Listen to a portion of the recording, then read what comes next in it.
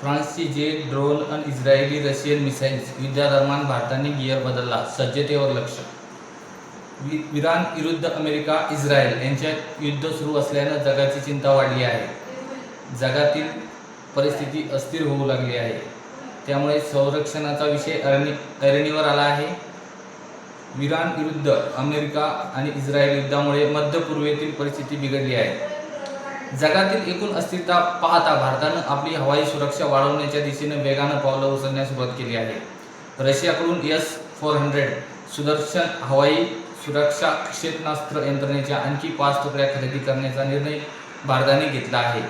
भारतानं 2018 मध्ये रशियाकडून S-400च्या 5 तुकड्या खरेदी केल्या. यातील 3 तुकड्या भारताला मिळाल्या आहेत. उर्वरित 2 तुकड्या 2026-27 पर्यंत मिळणार आहेत. आता आणखी 5 तुकड्या खरेदी करून हवाई सुरक्षा क्षमता दुप्पट करण्याचा भारताचा प्रयत्न आहे. या यंत्रणा पूर्व आणि पश्चिम अशा दोन्ही आघाड्यावर तैनात असतील. S-400 यंत्रणेची युक्तता ऑपरेशन सिंदूरमध्ये दिसली आहे. मे 2025 मध्ये पाकिस्तान विरुद्ध झालेल्या संघर्षात S-400नं आपली ताकद जगाला दाखवून दिली आहे. 400 किलोमीटर अंतरापर्यंत शत्रूची विमानं, drone, cruise missiles, ballistic missiles पाडण्याची S-400ची क्षमता आहे. S-400नं पाकिस्तानची अनेक लढाई विमानं आणि ड्रोन्स पाडली. ही यंत्रणा ऑपरेशन सिंदूरमध्ये गेम चेंजर ठरली.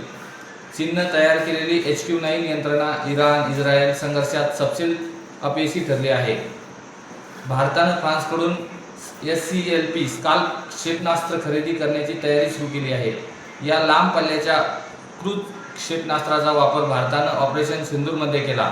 राफेल विमानांनी स्काल्प आणि ब्रह्मोस क्षेपणास्त्रांचा वापर करून पाकिस्तानमधील जैश-ए-मोहम्मद आणि लष्कर-ए-तैयबाची मुख्यालयं जमीनदोस्त केली. या क्षेपणास्त्राचे हल्ले अतिशय अचूक होते आणि भारतीय हवाई दल आणि नौदलासाठी अतिरिक्त स्काल्प क्षेपणास्त्र खरेदी केली जाणार आहेत. त्याची किंमत जवळपास 300 मिलियन युरो इतकी आहे.